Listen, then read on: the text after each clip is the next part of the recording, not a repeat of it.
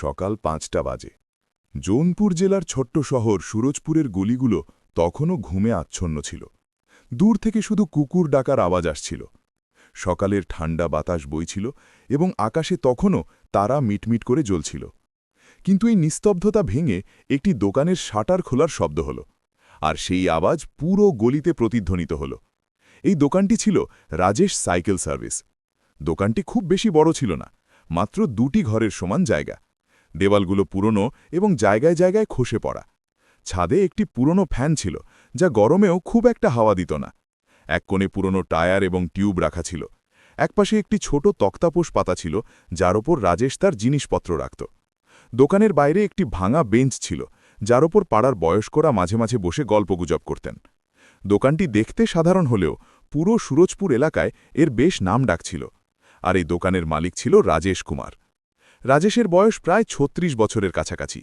তার শ্যামবর্ণ রং, চওড়া কাঁধ, হাত দুটো মজবুত এবং কাজ করতে করতে ক্ষয়ে যাওয়া।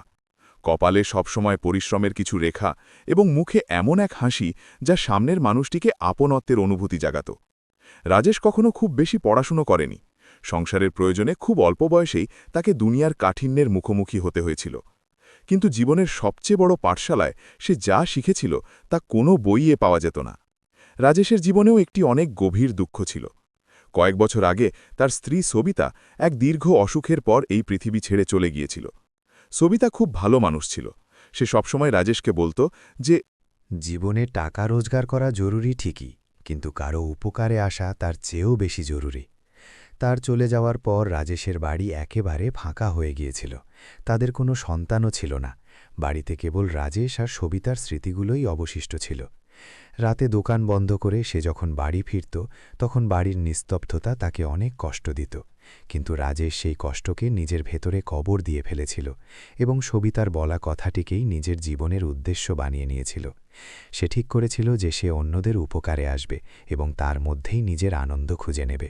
আর এই চিন্তাভাবনাই তার সাধারণ দোকানটিকে একটি গুরুত্বপূর্ণ জায়গায় পরিণত করেছিল। সুরজপুর এবং তার আশেপাশের ৮-১০টি গ্রামের মেয়েরা যৌনপুরের সরকারি স্কুলে পড়তে যেত। অনেকের বাড়ি থেকে স্কুলের দূরত্ব ছিল ৫ থেকে ৭ কিলোমিটার। সেখানে বাসের কোনো সুবিধা ছিল না, আর অটোরিকশা প্রতিদিনের যাতায়াতে অনেক দামি পড়ত। আর বেশিরভাগ পরিবারের আর্থিক অবস্থাও এমন ছিল না যে রোজ রিকশার খরচ চালাতে পারে। এমতাবস্থায় সাইকেলই ছিল বাচ্চাদের একমাত্র ভরসা। কিন্তু সাইকেলও সব বাড়িতে থাকত না, আর যেখানে থাকত সেখানে উঁচু নিচু ভাঙা রাস্তার কারণে প্রায়ই টায়ার পাংচার হয়ে যেত। সবার বাড়িতেই প্রায়শই ভাঙাচোরা বা জং ধরা সাইকেল দেখা যেত। অনেক সময় মেয়েরা সকালে বেরোত এবং রাস্তাতেই সাইকেল খারাপ হয়ে যেত। তারপর হয় স্কুলে দেরি করে পৌঁছাত, নয়তো বাড়িতে ফিরে আসত। রাজেশ এসব কিছু নিজের চোখে দেখেছিল। কেউ রুটি তরকারি আনত, কেউ পুরি আনত, কেউ বা মিষ্টি আনত। রাজেশ কখনো না করত না, কারণ সে জানত যে এটাই বাচ্চাদের ভালোবাসা, দয়া নয়। আর এই ভালোবাসাকে ফিরিয়ে দেওয়া ঠিক হবে না। একদিন সকালে সে দেখল একটি মেয়ে তার সাইকেল ঠেলতে ঠেলতে নিয়ে যাচ্ছে আর খুব কাঁদছে। রাজেশ তাকে থামিয়ে জিজ্ঞাসা করায় জানতে পারল যে সাইকেল পাংচার হয়ে গেছে আর আজ তার স্কুলে পরীক্ষা আছে। রাজেশ তৎক্ষণাৎ সাইকেলটি সারিয়ে দিল এবং মেয়েটির কাছ থেকে ১ পয়সাও নিল না, আর বলল, তাড়াতাড়ি স্কুলে পৌঁছাও আর গিয়ে ভালোভাবে পরীক্ষা দাও। সেদিন মেয়েটির চোখে যে কৃতজ্ঞতা ছিল তা রাজেশের মনে চিরকালের জন্য গেঁথে গেল। ব্যাস, সেই দিনের পর রাজেশ একটি নিয়ম বানিয়ে নিল। প্রতিদিন সকাল ৫টায় দোকান খুলবে। স্কুলে যাওয়া যে কোনো মেয়ের সাইকেল বিনামূল্যে অথবা খুব সামান্য টাকায় সারানো হবে। হাওয়া দেওয়া, পাঞ্জার জোড়া, গেট খিপ পরা, চেন লাগানো, যা কাজই হোক না কেন সব করা হবে। টাকা না থাকলে কোনো ব্যাপার না। প্রথম সপ্তাহে এই কথাটি ৪-৫টি মেয়ের কানে পৌঁছল। দ্বিতীয় সপ্তাহে ১০-১২ জন মেয়ে আসতে লাগল। ১ মাসের মধ্যেই রাজেশের দোকান সকালের দিকে মেয়েদের উপস্থিতিতে সরগরম থাকতে শুরু করল। ধীরে ধীরে আরেকটি সুন্দর প্রথা চালু হয়ে গেল। মেয়েরা রোজ সকালে রাজেশের দোকানে এসে জড়ো হতে লাগল, আর তারপর সবাই মিলে একসঙ্গে স্কুলের উদ্দেশ্যে রওনা হতো। এতে একটি অনেক বড় সুবিধা হলো। একা যাওয়ার ভয় কেটে গেল। রাস্তায় কেউ কোনো দুষ্টুমি করার কথা ভাবলে এতগুলো মেয়েকে একসাথে দেখে তার আর সাহস হতো না। বাবা মায়েদেরও দুশ্চিন্তা কমল, কারণ বাচ্চারা একা যাচ্ছিল না।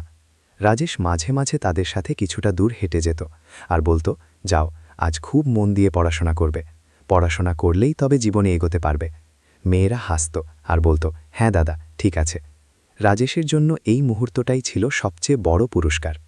ধীরে ধীরে রাজেশ ওই পুরো এলাকার মেয়েদের বড় দাদা হয়ে উঠল। তারা তার কাছে নিজেদের সমস্যার কথা বলতো। কেউ বলতো যে বাড়ির লোকেরা পড়া ছাড়িয়ে দিতে চাইছে, তখন রাজেশ নিজে তাদের বাড়ি গিয়ে বুঝিয়ে আসত। কেউ বলতো যে বই নেই, তো রাজেশ নিজের পকেট থেকে টাকা দিয়ে দিত। তার নিজের কাছে খুব একটা টাকা ছিল না, কিন্তু যা ছিল তা অন্যের উপকারে খরচ করতে সে কখনো পিছপা হতো না। কিছু মেয়ে বাড়ি থেকে খাবার তৈরি করে আনত এবং রাজেশ দাদাকে সে চুপচাপ কাঁদছিল। রাজেশ জিজ্ঞাসা করায় জানতে পারল যে তার সাইকেলের সামনের চাকাটি এতই খারাপ হয়ে গেছে যে তা আর মেরামত করা সম্ভব নয়। নতুন চাকা লাগাতে হবে, এবং সেই মুহূর্তে তার বাড়িতে এত টাকা ছিল না।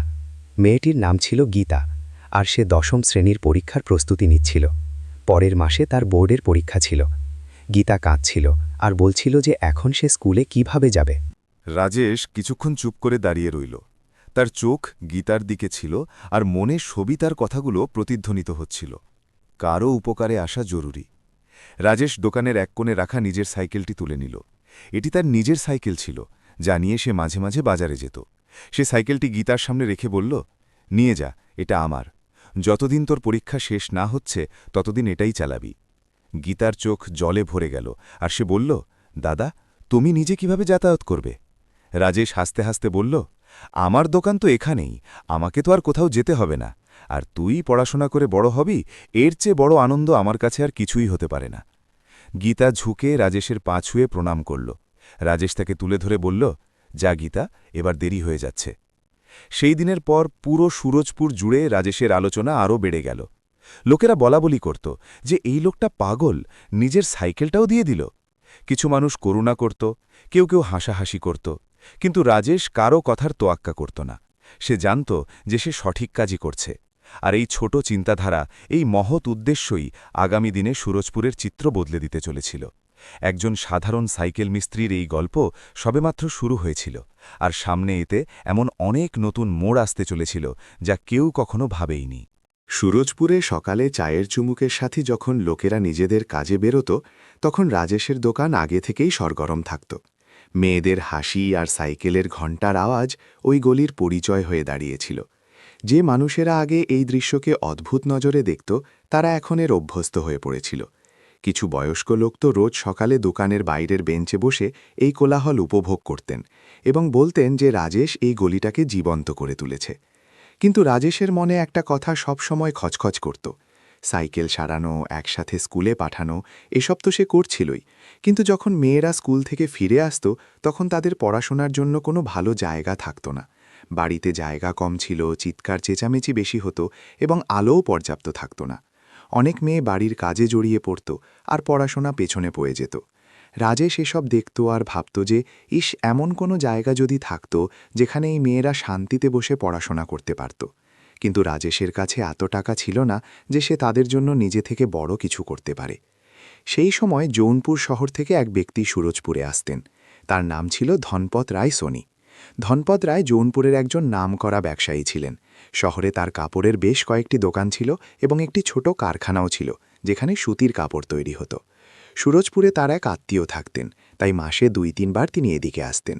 ধনপত রায়ের বয়স প্রায় 55 বছরের কাছাকাছি।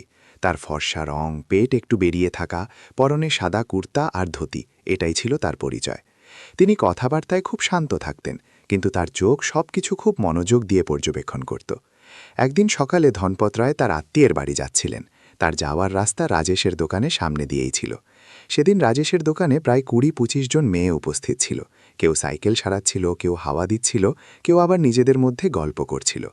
রাজেশ মাঝখানে দাঁড়িয়ে সবাইকে সাহায্য করছিল আর হাসি মুখে কথা বলছিল।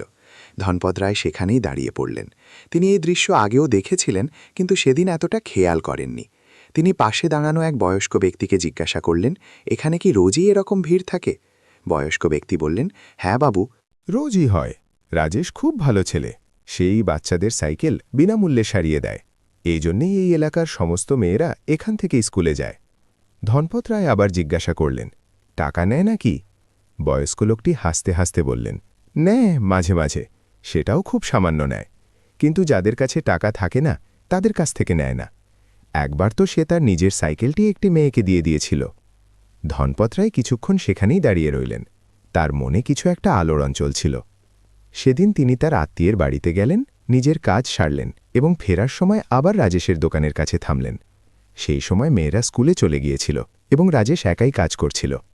ধনপত রায় দোকানের ভেতরে এসে বললেন, ভাই, তোমার সাথে একটু কথা ছিল। রাজেশ হাত মুছে বলল, আসুন, বসুন। ধনপত রায় বেঞ্চের ওপর বসলেন এবং কিছুক্ষণ চুপ করে রইলেন। তারপর বললেন, আমি শুনেছি যে তুমি এই মেয়েদের অনেক সাহায্য করো। রাজেশ সরলভাবে বলল, সাহায্য আর কি, ব্যাস যতটুকু সম্ভব হয় তা করে দিই। ধনপত রায় বললেন, না ভাই, এটা কোনো ছোট কথা নয়। আমি নিজে দেখছি। আমি এত বছর ধরে ব্যবসা করছি, অনেক মানুষ দেখেছি, কিন্তু তোমার মতো কাউকে দেখিনি। রাজেশ বুঝতে পারল না যে সে কি বলবে, সে কেবল হাসতে লাগল। ধনপত রায় এরপর বললেন, আমার মনে একটা কথা আছে। এই মেয়েদের স্কুলে তো পাঠাচ্ছ, কিন্তু পড়াশোনার জন্য আরও সাহায্য দরকার। কোচিং হওয়া উচিত, অনেক বই থাকা উচিত এবং এমন একটা ভালো জায়গা থাকা উচিত যেখানে ওরা শান্তিতে বসে পড়তে পারে। আমি এটা করতে চাই। তুমি কি আমার সাথ দেবে? রাজেশের চোখ উজ্জ্বল হয়ে উঠল। এটা তো সেই কথাই ছিল যা সে নিজে ভাবত কিন্তু একা করতে পারত না। সে বলল, আপনি ঠিকই বলছেন, এটা তো আমি নিজেও চাইতাম, কিন্তু আমার কাছে এত টাকা নেই। ধনপত রায় বললেন, টাকার চিন্তা করো না, আমার দোকানের নামের বোর্ড লাগানো হবে, এতে আমার ব্যবসারও নাম হবে এবং এই বাচ্চাদেরও ভালো হবে, দুদিক থেকেই লাভ। রাজেশ এক মুহূর্ত ভাবল এবং তারপর হাত মেলানোর জন্যে নিজের হাত বাড়িয়ে দিল। ধনপত রায় তার হাতটি ধরে নিলেন। সেদিন থেকেই সামনের কাজ শুরু হয়ে গেল। ধনপত রায় রাজেশের দোকানের কাছে একটি খালি জায়গা দেখলেন, যা কোনো কাজেই লাগছিল না। তিনি সেই জমির মালিকের সাথে কথা বললেন এবং সেটি ভাড়ায় নিয়ে নিলেন। তারপর তিনি একটি ছোট বিল্ডিং বানানোর কাজ শুরু করলেন। 2টি ঘর, একটি বড় হলঘর আর বাইরে একটি ছোট্ট উঠোন।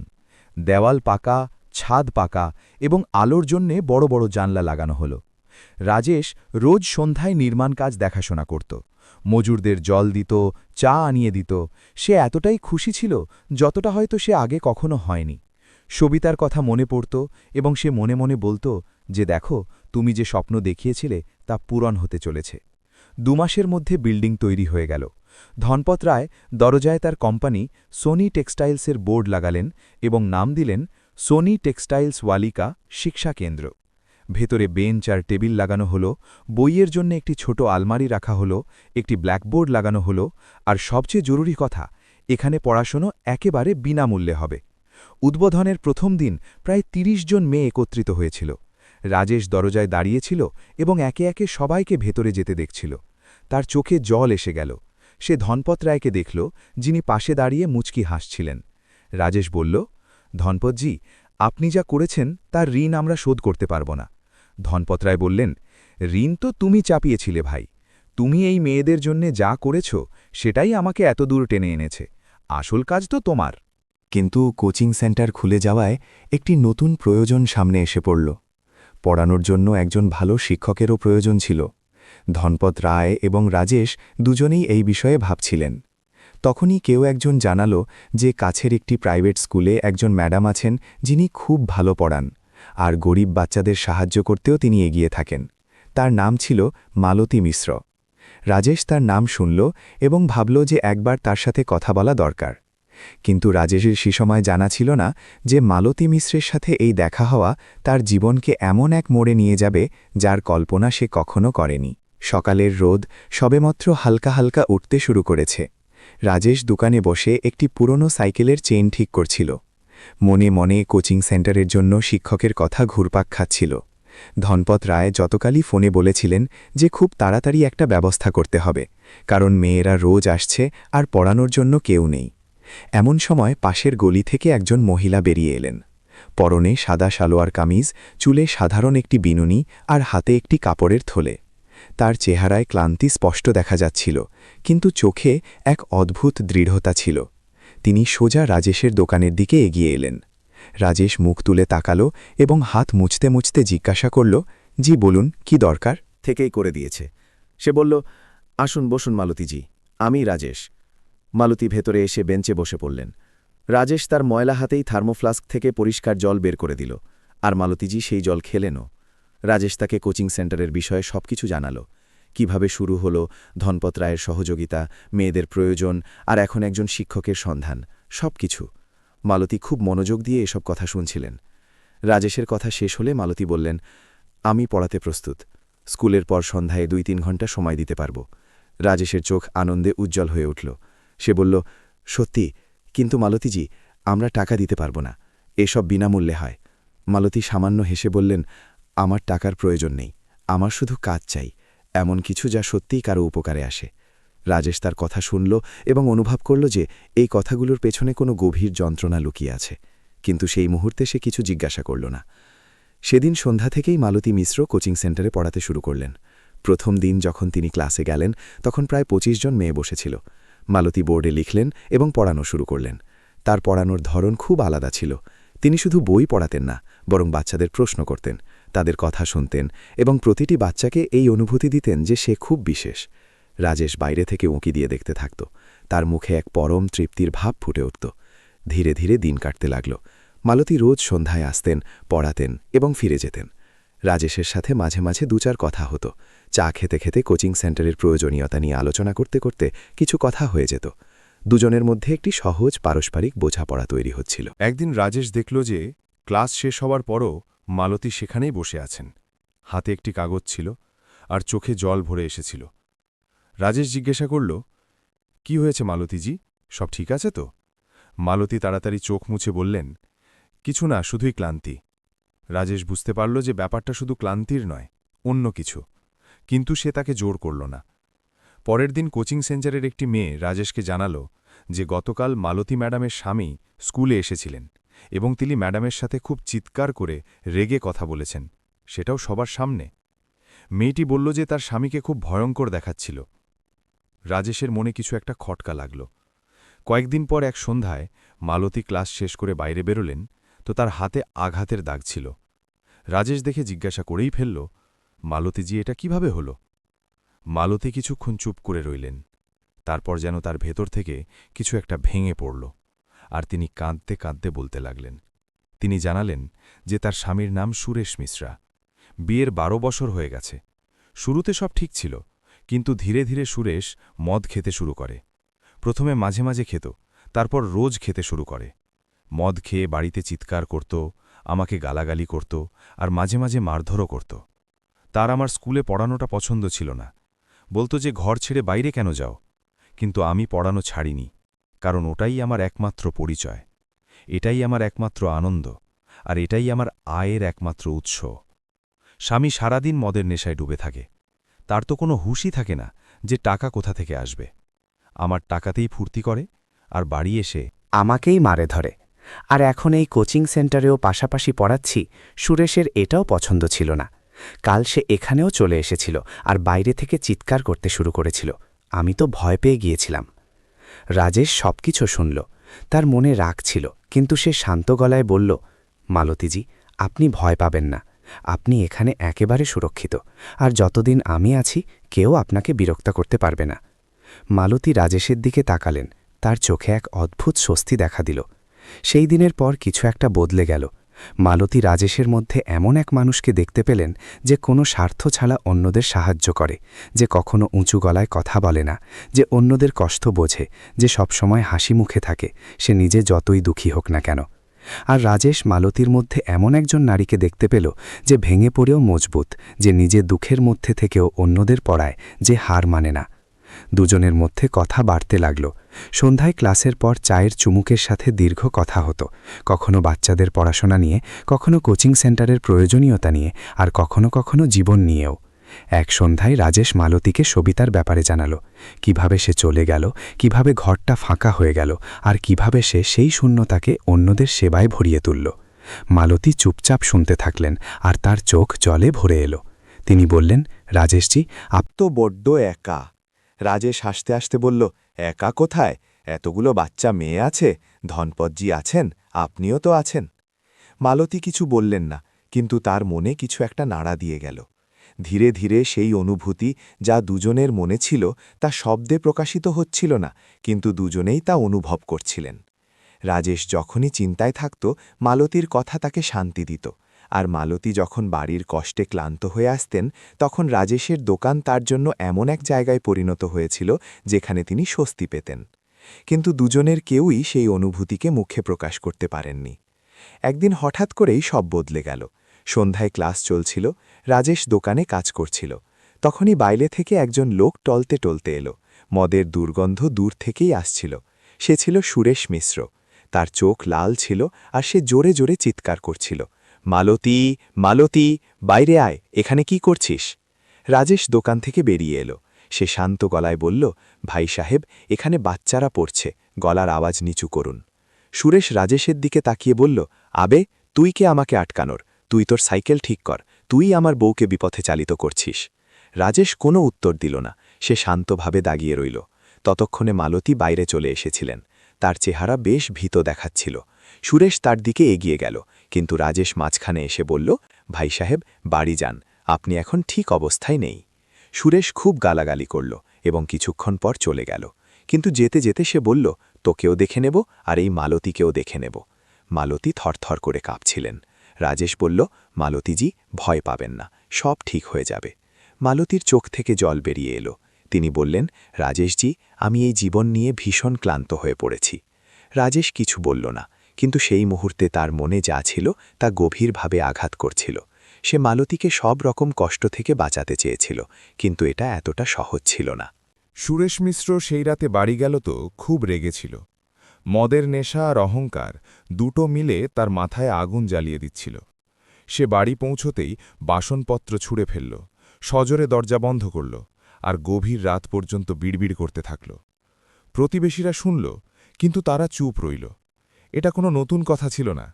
সুরেশের এই রূপ পুরো পাড়ার লোকজন জানত। কিন্তু এবার সুরেশ শুধু বাড়ির মধ্যেই থেমে রইল না। পরের দিন থেকে সে পুরো সুরজপুর জুড়ে রাজেশের বিরুদ্ধে কথা ছড়াতে শুরু করল।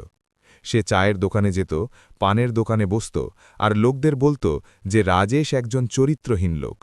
সে বলত যে রাজেশ তার বউকে ফুসলিয়েছে, তার ঘর ভাঙার চেষ্টা করছে এবং এই কোচিং সেন্টারটা শুধুই একটা লোক দেখানো ব্যাপার। কিছু মানুষ তার কথা বিশ্বাস করল, কেউ কেউ করল না, কিন্তু কথা ছড়াতে শুরু করেছিল। একদিন সকালে রাজেশ দোকান খুলছিল, তখন সে দেখল যে দোকানের দেওয়ালে কেউ কালির পোঁচ দিয়ে গেছে। রাজেশ সেটা জল দিয়ে ধুলো এবং চুপচাপ কাজে লেগে পড়ল। সে কাউকে কিছু বলল না, কিন্তু পাড়ার কিছু মানুষের হাবভাব বদলাতে শুরু করেছিল। কিছু লোক দোকানের সামনে দিয়ে যাওয়ার সময় মুখ ঘুরিয়ে নিত, কেউ কেউ তাদের মেয়েদের কোচিং সেন্টারে পাঠানো বন্ধ করে দিল। রাজেশ এসব দেখত আর চুপ করে থাকত। ধরপত রায় যখন এই কথা জানতে পারলেন, তখন তিনি সাথে সাথে রাজেশের কাছে এলেন। তিনি বললেন, রাজেশ, তোমাকেই কিছু একটা করতে হবে, এই লোকটা তোমার সম্মান মাটিতে মিশিয়ে দিচ্ছে। রাজেশ শান্ত গলায় বলল, ধনপতজি, সত্যিকে বেশি দিন চাপা দিয়ে রাখা যায় না। আমি কারো সাথে কিছু ভুল করিনি, তাই ভয় পাওয়ার কোনো কারণই নেই। ধনপত রায় বললেন, এই বোকামি ঠিক নয় রাজেশ, দুনিয়া সত্যের চেয়ে গুজবে বেশি বিশ্বাস করে। রাজেশ হাসল, কিন্তু কিছু বলল না। ওদিকে মালতীর অবস্থা আরও খারাপ হয়ে গিয়েছিল। সুরেশ বাড়িতে তার বেঁচে থাকা মুশকিল করে তুলেছিল। রাতে মদ খেয়ে আসত আর ঘণ্টার পর ঘণ্টা ঝগড়া করত। মালতী কোচিং সেন্টারে যাওয়া কমিয়ে দিয়েছিলেন, কারণ প্রতিবার যাওয়ার পর বাড়িতে আরও বেশি ঝড় উঠত। কিন্তু তিনি যখন আসতেন না, তখন বাচ্চারা জিজ্ঞাসা করত, রাজেশ জিজ্ঞাসা করত। আর ওই ফাঁকা চেয়ারটা দেখে রাজেশের মনে এক অদ্ভুত অস্বস্তি হতো। একদিন মালতী অনেকদিন পর কোচিং সেন্টারে এলেন।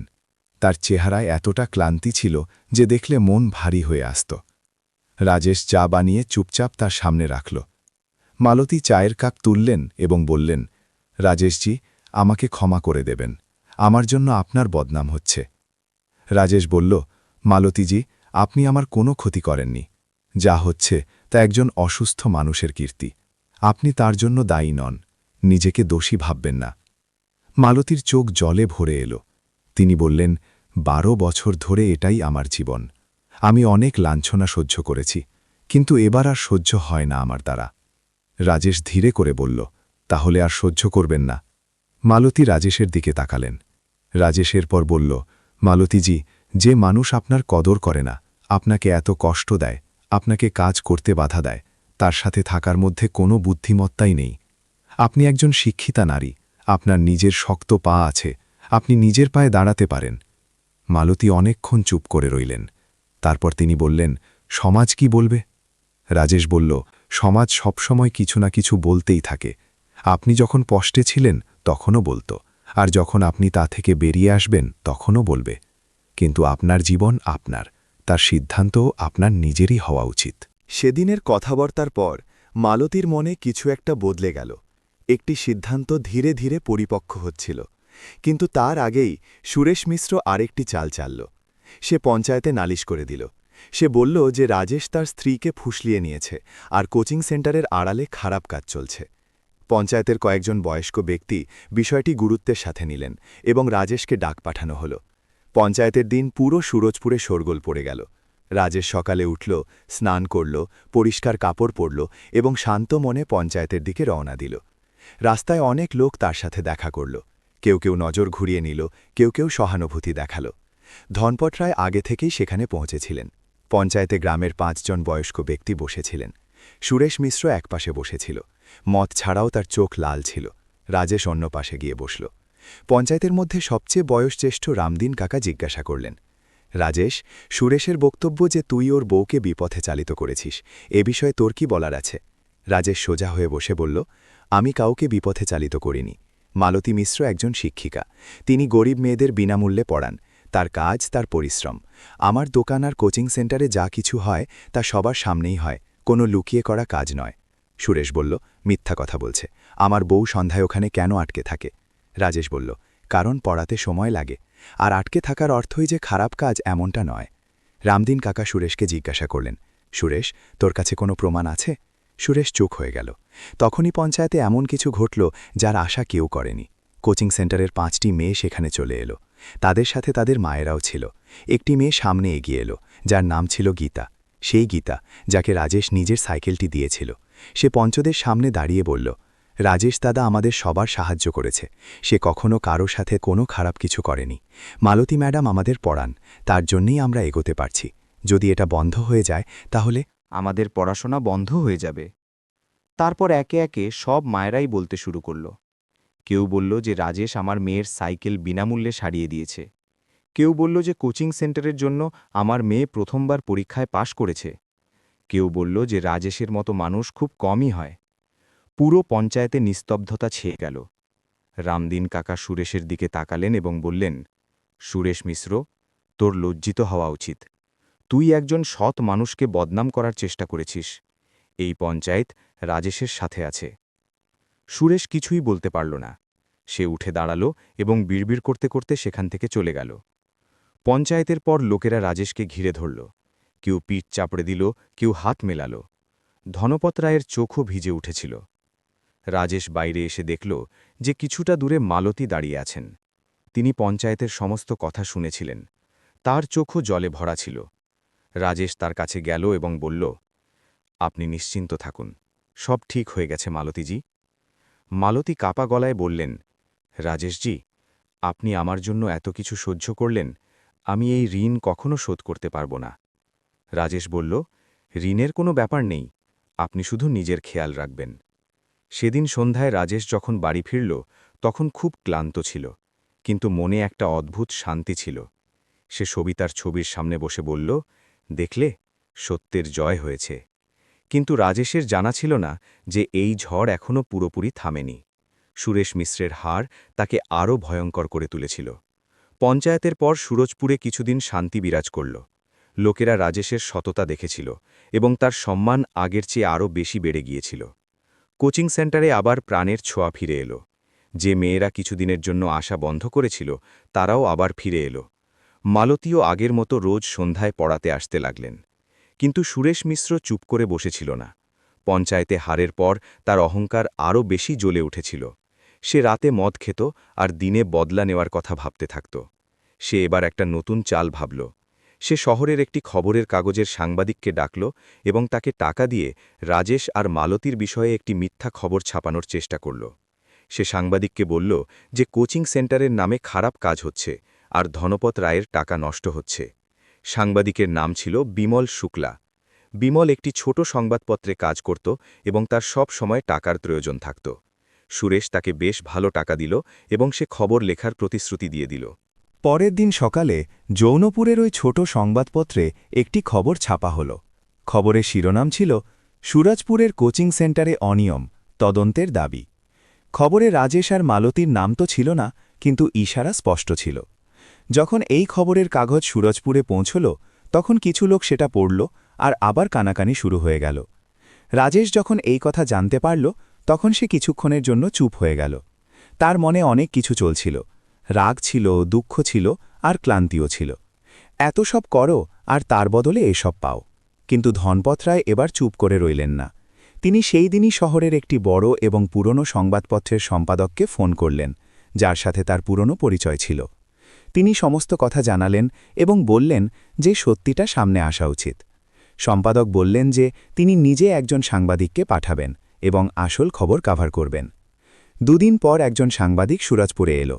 সে রাজেশের সাথে দেখা করল, কোচিং সেন্টার দেখল, মেয়েদের সাথে কথা বলল, তাদের মায়েদের সাথে কথা বলল আর ধনপত রায়ের সাথেও দেখা করল। সে সব কিছু নিজের চোখে দেখল। 3 দিন পর সেই বড় সংবাদপত্রে একটি লম্বা খবর ছাপা হল। এবার খবরটা সত্যি ছিল। খবরে লেখা ছিল যে যৌনপুরের একজন সাধারণ সাইকেল মিস্ত্রি নিজের বদান্যতায় একটি পুরো এলাকার মেয়েদের জীবন বদলে দিয়েছে। কোচিং সেন্টারের প্রশংসা ছিল, ধনপত রায়ের সহযোগিতার কথা ছিল এবং মালতীর পড়ানোর পদ্ধতিরও আলোচনা ছিল। এই খবর যৌনপুর জেলায় অনেকেই পড়লেন। জেলা শিক্ষা আধিকারিক খবরটি পড়লেন এবং নিজে সুরজপুরে এলেন। তিনি কোচিং সেন্টার পরিদর্শন করলেন এবং রাজেশ আর ধনপত রায়ের অনেক প্রশংসা করলেন। তিনি বললেন যে সরকারের তরফ থেকেও এই সেন্টারকে কিছু সাহায্য করা হবে। সেদিন পুরো সুরজপুরে এক অন্য রকম পরিবেশ ছিল। যে লোকেরা কিছুদিন আগে রাজেশের দিক থেকে মুখ ঘুরিয়ে নিচ্ছিল, তারা এখন তার কাছে এসে হাত মেলাচ্ছিল। যে লোকেরা কানাকানি করছিল, তারা এখন রাজেশের প্রশংসা করছিল। রাজেশ কাউকে কিছু বলল না, সে শুধু হাসি মুখে রইল। কিন্তু এই সব ঘটনার মাঝেই মালতীর মনে একটি অনেক বড় সিদ্ধান্ত পরিপক্ক হয়ে গিয়েছিল। সেদিন সন্ধ্যায় যখন কোচিং সেন্টার বন্ধ হল আর সবাই চলে গেল, তখন মালতী রাজেশের দোকানে থামলেন। তিনি রাজেশকে বললেন যে তার কিছু জরুরি কথা আছে। রাজেশ দোকানের কাজ থামালো এবং তার দিকে তাকাল। মালতী বললেন, রাজেশজি, আমি সিদ্ধান্ত নিয়ে নিয়েছি। আমি সুরেশের থেকে আলাদা হতে চাই। আমি ওর সাথে বিবাহ বিচ্ছেদ চাই। রাজেশ চুপ করে রইল। মালতী এরপর বললেন, আমি জানি সমাজ কি বলবে, আমি জানি লোকেরা আঙুল তুলবে, কিন্তু এখন আমি আর ওই বাড়িতে থাকতে পারবো না। 12 বছর অনেক সময়। আমি সামলানোর অনেক চেষ্টা করেছি, কিন্তু যে মানুষ বদলাতেই চায় না, সে বদলায় না। রাজেশ ধীরে করে বলল, মালতীজি, এই সিদ্ধান্ত আপনার। যদি আপনি ভেবে থাকেন তবে এটাই ঠিক। মালতীর চোখ জলে ভরে এলো। তিনি বললেন, রাজেশজি, আরও একটা কথা বলার আছে। আপনি জানেন যে আপনি আমার জীবনে কি পরিবর্তন এনেছেন। আপনি আমাকে সাহস দিয়েছেন, ভরসা দিয়েছেন, সম্মান দিয়েছেন।